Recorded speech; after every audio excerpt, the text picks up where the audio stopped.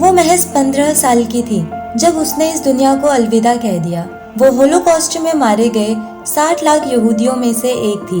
Anne Frank, जो कि एक यहूदी लड़की थी, उसने एक डायरी लिखी थी जो 20वीं सेंचुरी की महान किताबों में से एक मानी जाती है। उसकी ये डायरी नाजियों द्वारा यहूदियों पर किए गए अत्याचारों का जीता जागता सबूत है। दोस्तों, इस वीडियो में आप एन फ्रैंक के बारे में 16 ऐसी बातें जानोगे जो शायद ही आपको पता हो, सो वीडियो को आखिर तक जरूर देखना। नंबर 16, एन का जन्म जर्मनी के फ्रैंकफर्ट शहर में हुआ था। जब एन 4 साल की थी तब जर्मनी पर नाजियों का कंट्रोल हो गया। नाजी यहूदियों पर जुल्म कर रहे थे। नाजियों से बचने के लिए फ्रैंक फैमिली जर्मनी छोड़कर नीदरलैंड के एम्स्टर्डम शहर चली गई। लेकिन इसके बाद नाजियों ने नीदरलैंड पर हमला करके वहाँ भी अपना कब्जा कर लिया। नीदरलैंड में मौजूद सभी यहूदी वहाँ फंस चुके थे। नाजी यहूदियों को ढूंढ कर कंसंट्रेशन कैंप में भेज रहे थे। नंबर 15, उस दौरान फ्रैंक फैमिली ने एम्स्टर्डम में ही छिपने का डिसीजन लिया और वे एक बिल्डिंग के अंदर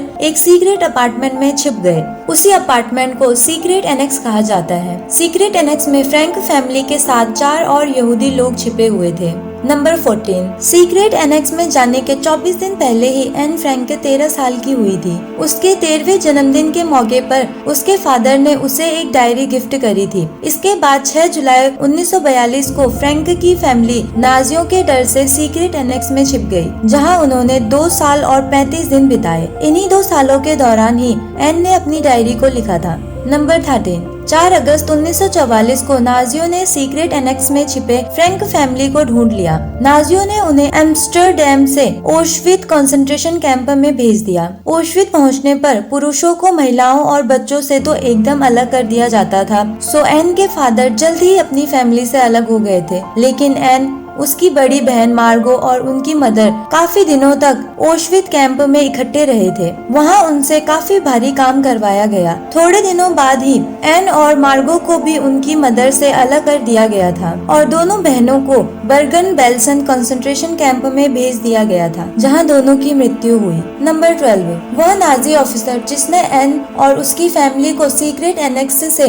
अरेस्ट किया था, उसका नाम कार्ल सिल्बरबोर था। जब वर्ल्ड वॉर खत्म हो गया तो एन की डायरी पब्लिश हो गई। तब कार्ल ने ये एडमिट किया था कि उसने भी एन की बुक खरीदी थी, इस आशा के साथ कि उसका नाम भी एन ने उस डायरी में थोड़ा बहुत मेंशन किया हो। लेकिन कार्ल को मायूस होना पड़ा। नंबर 11, जब कार्ल ने सीक्रेट एनेक्स में रेड की तब उसने फ्रैंक फैमिली का सारा कीमती सामान और पैसों को जब्त कर लिया, लेकिन कुछ पेपर और नोटबुक्स को गैर जरूरी समझते हुए जमीन पर फेंक दिया। उसी में से एक एन की डायरी भी थी। बाद में जब एन की डायरी पब्लिश हुई तो एक रिपोर्टर ने कार्ल से पूछा कि क्या आपने एन की बुक पढ़ी है? तो कार्ल ने कहा, हाँ, मैंने उसे हफ्ता भर पहले ही खरीदा। फिर रिपोर्टर ने कहा, आप उसे पढ़ने वाले पहले व्यक्ति बन सकते थे। इस पर कार्ल ने हंसते हुए कहा, काश मुझे उस डायरी को फ्लोर से उठा लेना चाहिए था। नंबर 10, जब शुरुआत में एन की डायरी पब्लिश हुई थी तो हजारों लोग नीदरलैंड में उन सीक्रेट रूम्स को देखने जाने लगे जहाँ एन और उसकी फैमिली ने छिपकर अपने दिन बिताए थे। 1960 में उस पूरी बिल्डिंग को एक म्यूजियम के रूप में बदल दिया गया और अब उसे एन फ्रैंक हाउस कहा जाता है। अब हर साल उस म्यूजियम में लाखों विजिटर आते हैं। नंबर 9, एन फ्रैंक की बड़ी बहन मार्गो फ्रैंक ने भी एक डायरी लिखी थी, लेकिन उसे कभी ढूंढा नहीं जा सका। नंबर 8, वे सभी 8 लोग जो सीक्रेट एनेक्स में छिपे थे, उनमें से एन फ्रैंक के फादर ऑटो फ्रैंक ही एक ऐसे अकेले व्यक्ति थे जो कंसंट्रेशन कैंप से जिंदा लौटे थे। वापस लौटने के बाद उन्हें ये जानकारी मिली कि उनकी पत्नी और दोनों बेटियों की मौत हो चुकी है। नंबर 7, मिप गेस, जो फ्रैंक फैमिली की काफी करीबी दोस्त थी। जब एन और उसकी फैमिली सीक्रेट एनेक्स में रह रही थी तब मिप अपनी जान जोखिम में डालकर उनके लिए खाना और जरूरत का सामान लाती थी। जब नाजियों ने फ्रैंक फैमिली को अरेस्ट कर लिया था तब बाद में मिप सीक्रेट एनेक्स आई। उसने वहाँ पड़ा सारा सामान रिकवर कर लिया। उसी में एन की डायरी भी थी। जब एन के फादर कंसंट्रेशन कैंप से वापस लौटे तो मिप ने वो डायरी उन्हें दे दी। ऑटो के दोस्तों दोस्तों ने उन्हें कन्विंस किया कि उन्हें डायरी पब्लिश करनी चाहिए और उन्होंने ऐसा ही किया। नंबर 6, जब तक मीप के पास एन की डायरी थी तब तक मीप ने उसका एक शब्द तक नहीं पढ़ा था। डायरी के पब्लिश होने के बाद ही मीप ने उसे पढ़ा। बाद में मीप ने बताया, अगर मैंने वो डायरी ऑटो को देने से पहले पढ़ ली होती तो मैंने उसे जला दिया होता, क्योंकि एन ने अपनी डायरी में मेरे हस्बैंड का और उन सभी लोगों का जिक्र किया था जिन्होंने सीक्रेट एनेक्स में छिपे लोगों की हेल्प की थी। मीप कहती है कि इसकी वजह से नाजियों द्वारा हमें मृत्यु दंड दिया जा सकता था।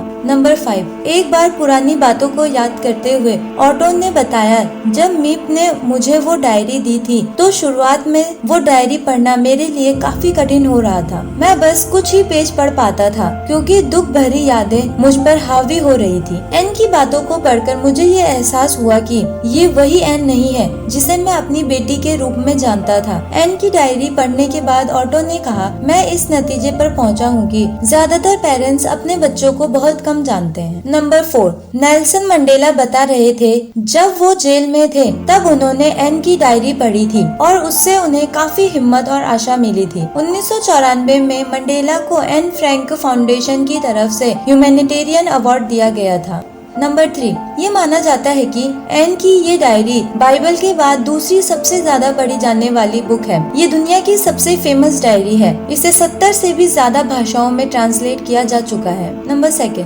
आज तक ये पता नहीं चल पाया कि कंसंट्रेशन कैंप में कब और किस दिन एन की मृत्यु हुई थी। ये अंदाजा लगाया जाता है कि शायद फरवरी या मार्च में एन की मृत्यु हुई होगी। डच अथॉरिटीज का ये मानना है कि शायद मार्च के महीने के आखिरी दिनों में एन और मार्गो दोनों की मृत्यु हो गई थी। मार्गो की मृत्यु एन से कुछ दिन पहले हो गई थी। दोनों की मृत्यु टाइफस की बीमारी की वजह से हुई थी। उस वक्त मार्गो 19 साल की थी और एन केवल 15 साल की थी। 15 अप्रैल 1945 को कंसंट्रेशन कैंप को लिबरेट करा दिया गया था। दुख की बात यह है कि उसके कुछ हफ्ते पहले ही एन की मृत्यु हुई थी। नंबर 1, एन एक जर्नलिस्ट और राइटर बनना चाहती थी। वो अपने जीवन में कुछ महान करना चाहती थी। 5 अप्रैल 1944 को एन ने अपनी डायरी में लिखा था, मैं उन औरतों के जैसे जीवन जीने का सोच भी नहीं सकती जो अपना काम करती रह जाती हैं और भुला दी जाती हैं। मैं इस तरह का जीवन जीना नहीं चाहती जैसा कि ज्यादातर लोग जीते हैं। मैं एक ऐसा जीवन जीना चाहती हूँ जिससे दूसरे लोगों को फायदा हो। मैं मरने के बाद भी जीना चाहती हूँ। अगर आज एन देख पाती कि उसने इतनी छोटी उम्र में कितने लोगों को इंस्पायर किया है तो शायद उसकी खुशी का कोई ठिकाना न रहता। एन, तुमने जो सोचा था वो कर दिखाया। तुम हमेशा जिंदा रहोगी जैसा कि तुम चाहती थी। मुझे आशा है कि आप सभी को ये वीडियो पसंद आई होगी। तो जाते जाते वीडियो को लाइक करें, शेयर करें और ऐसे ही अमेजिंग और इन्फॉर्मेटिव वीडियोस देखने के लिए हमारे चैनल को सब्सक्राइब जरूर करें। धन्यवाद।